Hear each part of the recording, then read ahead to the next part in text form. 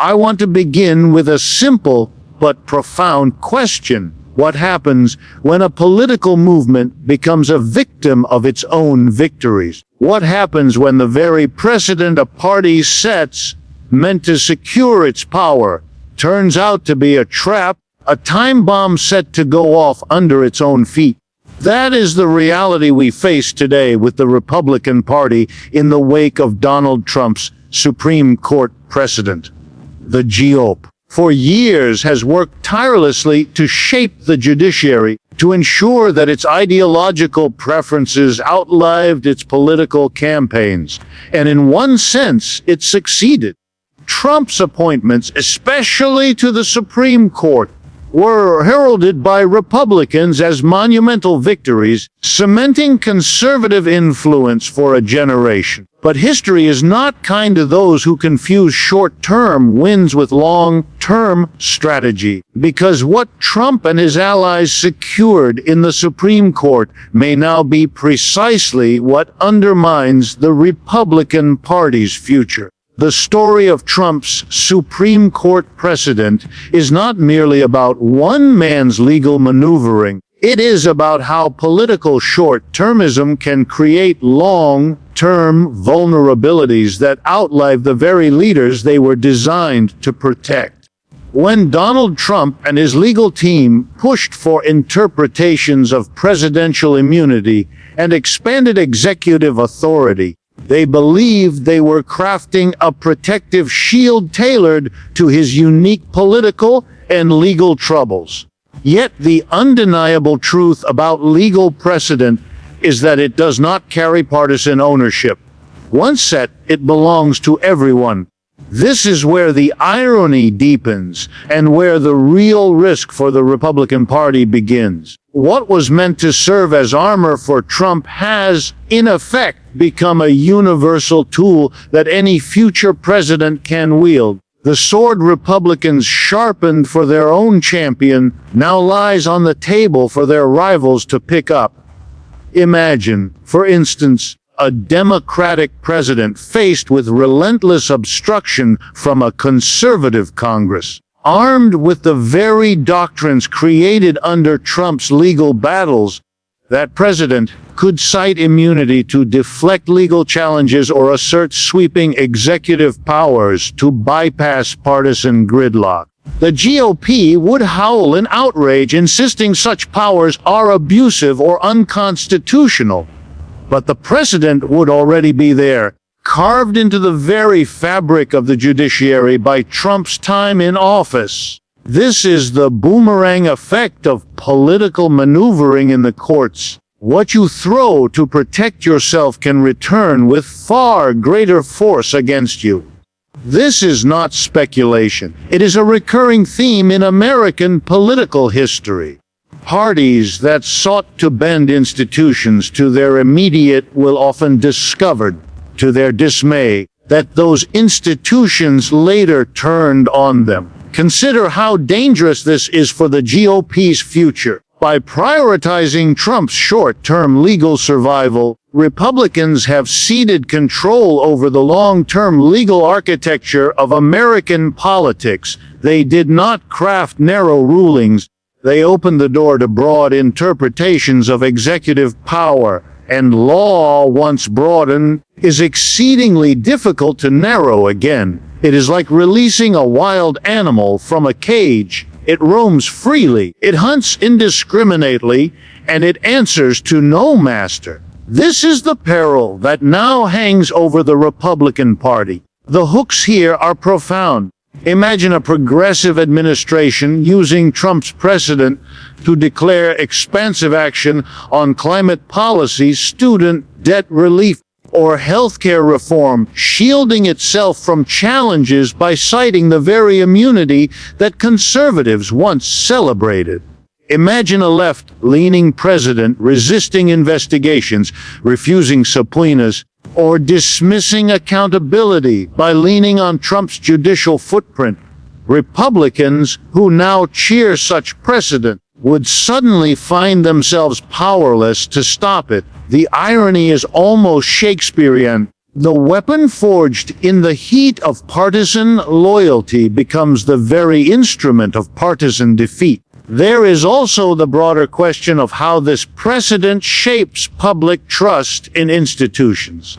The Supreme Court, already criticized for partisanship, is now marked by the perception that its rulings serve temporary political convenience rather than enduring constitutional principle. For Republicans, this undermines their long-cultivated image as defenders of constitutional order and judicial restraint. They cannot easily claim to be the party of law and order when they were instrumental in stretching the law to protect one man. Every future Democratic invocation of Trump's precedent will serve as a reminder of this contradiction. And let us not overlook the political theater that will inevitably unfold. The next time a Republican criticizes a Democratic president for executive overreach, the response will be swift and devastating. This is Trump's precedent. Your party created it. You defended it. You cannot disown it now. That rhetorical trap may prove just as damaging as the legal one.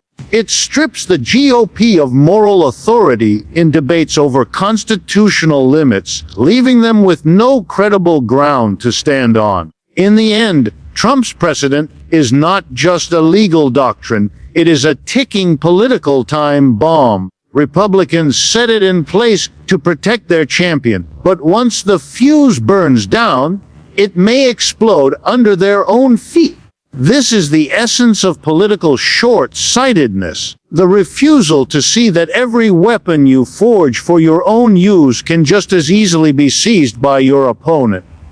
The GOP, in its devotion to Trump, may have created not a shield but a trapdoor, and once that door opens, it is not Donald Trump who falls through. It is the future of the Republican Party itself. When we examine how the GOP has bound itself so tightly to Donald Trump's legal legacy, what becomes immediately clear is that the party has moved far beyond defending a political leader. It is defending an entire judicial architecture that was constructed under extreme duress and partisan urgency. The Republican Party was not simply supporting Trump in the courts, it was reshaping its own identity around his legal battles. In doing so, the GOP has effectively inherited every liability, every controversy, and every unintended consequence that came with those precedents. What they thought was a way to protect their strongest figure has, paradoxically, become a chain around their own future. This is not just a story about Trump's survival. It is a story about how a political party can trap itself in the very web it spun. Trump's legal fights over presidential immunity, over the scope of executive authority, and over limits on accountability were never framed in neutral terms. They were explicitly partisan, defended by Republican lawyers, celebrated by Republican politicians, and embraced by Republican voters who saw them as a means of keeping their champion untouchable.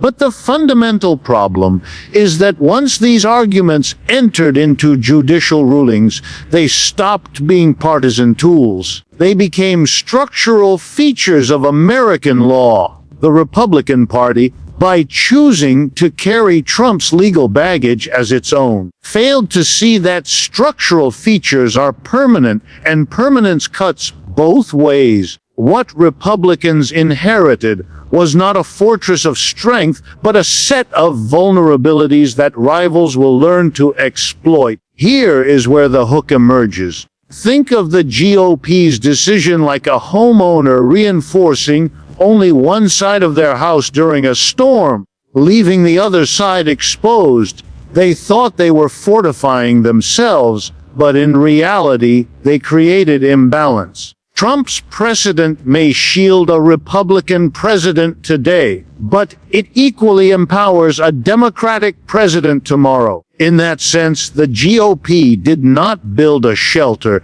it built a revolving door, one through which political rivals will happily walk.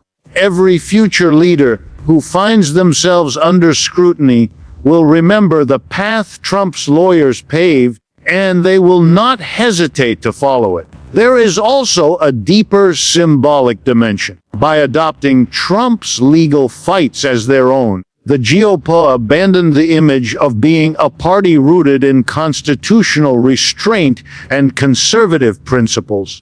They traded that identity for the narrower role of being Trump's legal bodyguard. And once a party is perceived as existing to protect a single figure rather than a broader ideology or vision, its long-term appeal begins to erode. This is particularly dangerous for Republicans because Trump, while powerful in the present, is not a permanent figure. His legal shadow may last for decades, but his personal presence will not. When he is gone, what remains is a party burdened by precedents that others can exploit and by a reputation that is difficult to rebuild.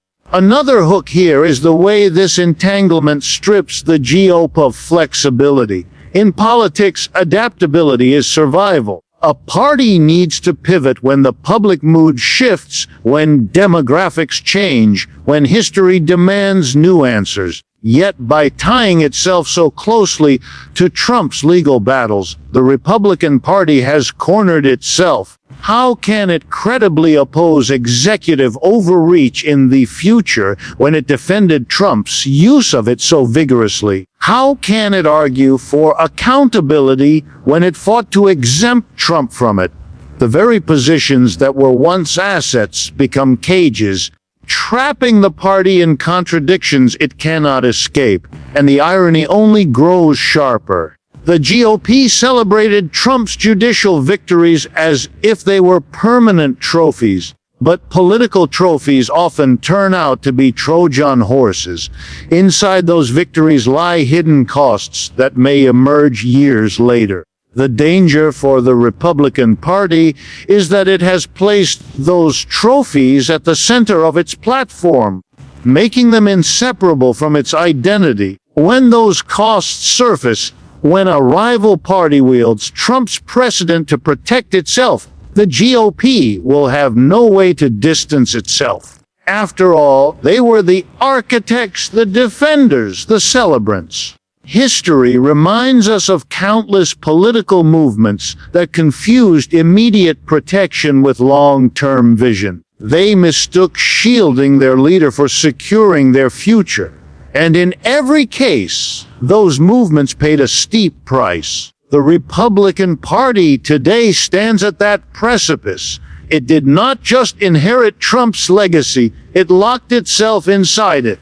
And the question now is not whether this inheritance will cost the GOP, but how soon, how deeply, and how irreversibly. Public perception has always been one of the most decisive forces in American politics, shaping not just elections, but the very legitimacy of political movements. For the Republican Party, the perception created by its unwavering defense of Donald Trump at all costs has begun to harden into something deeply damaging. Instead of being viewed as a party committed to constitutional balance, accountability, and democratic principles, the GOP is increasingly seen as a partisan machine willing to bend, twist, or even break the rules in order to protect one individual. This shift in image is not an abstract concern. It is a political reality that carries consequences at the ballot box, in the court of public opinion, and in the long-term viability of the party itself. The American public, especially younger generations, has become more sensitive to hypocrisy and double standards in governance. When Republicans argue that they stand for law and order while simultaneously defending efforts to shield Trump from accountability, voters detect the contradiction. It becomes a story of selective morality, where rules apply differently depending on who benefits. Once that perception sets in, it is nearly impossible to reverse. The very base that the GOP has depended on for decades, voters who believed the party embodied traditional values and constitutional respect, is watching the erosion of that identity. The danger here is not just losing opponents, but alienating the very supporters who once rallied behind that narrative of principled conservatism. The hooks become especially sharp when we consider the demographics shaping America's future. Young voters, who are overwhelmingly skeptical of Trump's style of politics, are also the most attuned to questions of fairness, equality, and integrity in government. Women, particularly suburban women, have increasingly shifted away from the GOP in recent years, alarmed by the party's hardline positions and its willingness to subordinate principle for loyalty to Trump.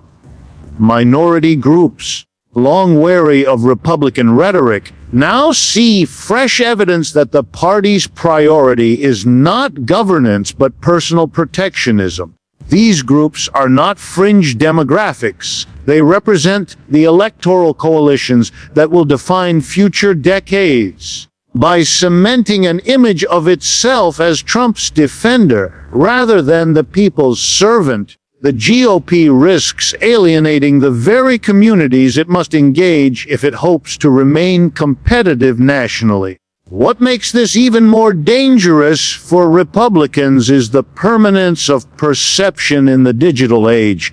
Every defense of Trump, every celebration of judicial precedent designed to shield him, every moment of partisanship over principle is preserved, replayed, and magnified online. Political memory has become collective, instantaneous, and unforgiving. A Republican leader attempting to distance themselves from Trump's legacy in the future will face a mountain of video clips, court statements, and party declarations proving otherwise. The GOP cannot easily rewrite its history when that history has been documented and archived in real time. The contradiction will follow them into every debate, every campaign, and every conversation about accountability. There is also the matter of credibility in governance. How can the GOP demand transparency from a Democratic administration when it has spent years arguing for opacity in defense of Trump? How can it call for constitutional restraint after celebrating the stretching of executive authority? The answer is simple. It cannot do so without looking hypocritical. And once a party loses credibility, its arguments lose persuasive power. Voters may still listen, but they will no longer believe. That erosion of trust is far more destructive than any single electoral defeat, because it eats away at the foundation of legitimacy itself. The ultimate hook lies in the irony of the situation.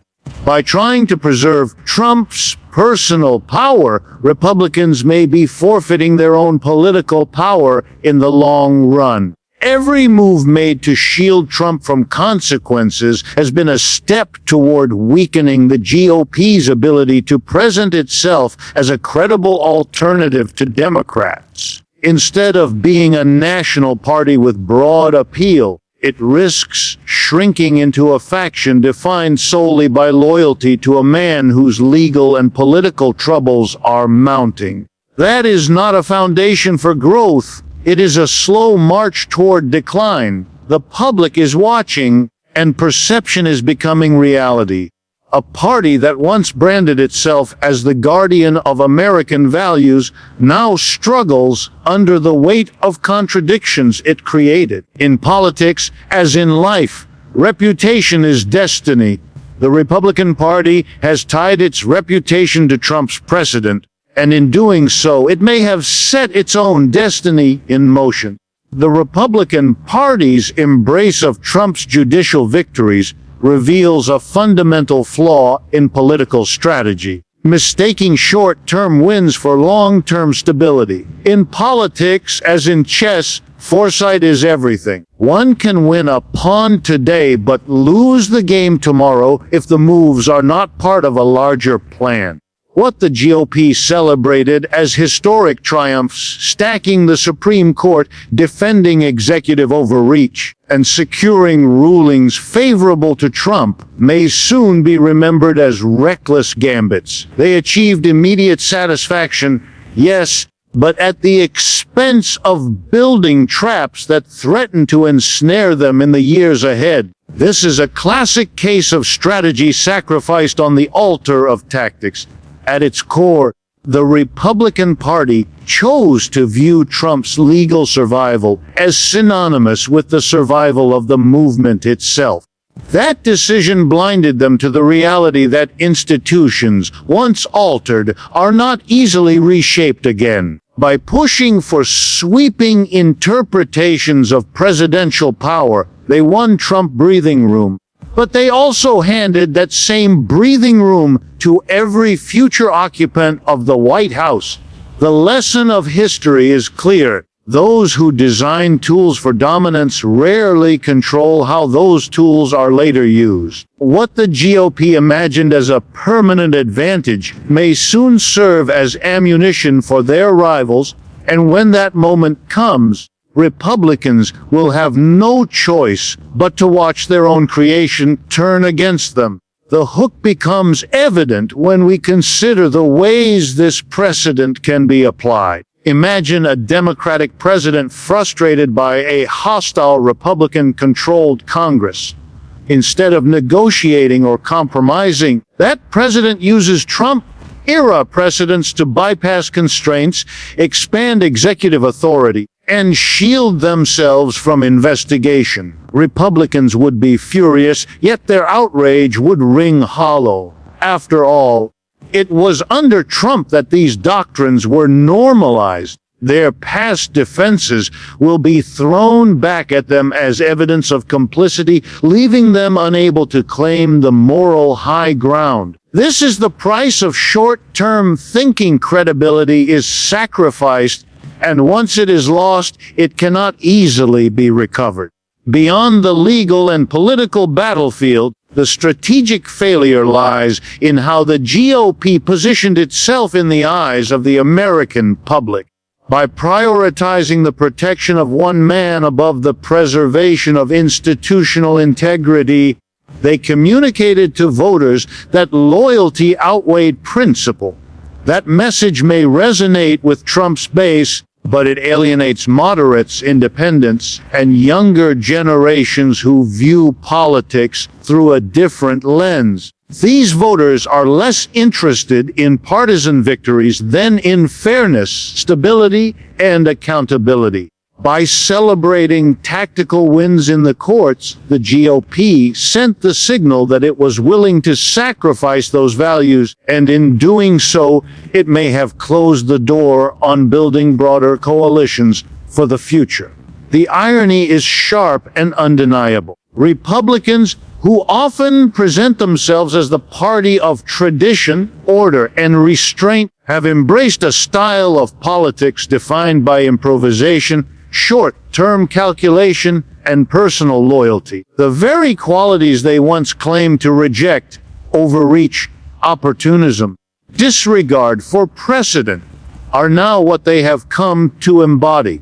That contradiction weakens their brand, not only in the eyes of opponents but also in the hearts of those within their own ranks who still believe in conservatism as an ideology rather than as a vehicle for Trumpism. Every tactical win secured under Trump becomes a reminder of this contradiction, deepening the sense that the party has abandoned its long-term mission for fleeting gains. There is also the risk of complacency. Victories in the courts gave Republicans the illusion of strength, but illusions are dangerous in politics. They lull movements into believing they are invincible when, in fact, they are more vulnerable than ever. By winning battles, the GOP may have lost sight of the larger war, the war for public trust, for demographic relevance, for the future of governance itself. Tactical triumphs do not secure those larger goals. Only strategy does. And strategy requires patience, restraint, and vision. Qualities that have been in short supply in the party's approach to Trump's legacy. What makes this failure even more striking is how avoidable it was. Republicans could have chosen to temper their defense of Trump with acknowledgments of institutional responsibility. They could have pursued victories while leaving space for adaptability. Instead, they committed fully, with no exit plan, no foresight, and no room for retreat. They mistook the applause of the moment for the security of the future. And history rarely forgives such miscalculations. The trap is now set. The GOP's short-term tactical choices have locked them into a future where their own precedents may be used against them, where their credibility is weakened, and where their identity is compromised. The cheers of the past few years may one day be replaced with regrets, as Republicans realize that in protecting Trump's today, they may have mortgaged their tomorrow. So, what is at stake here?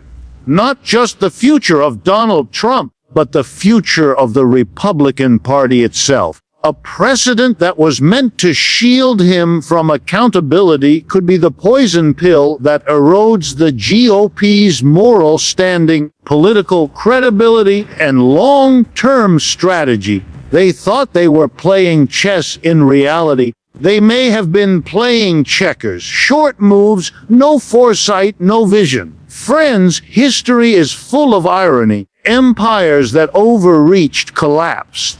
Parties that mistook tactics for strategy faded into irrelevance.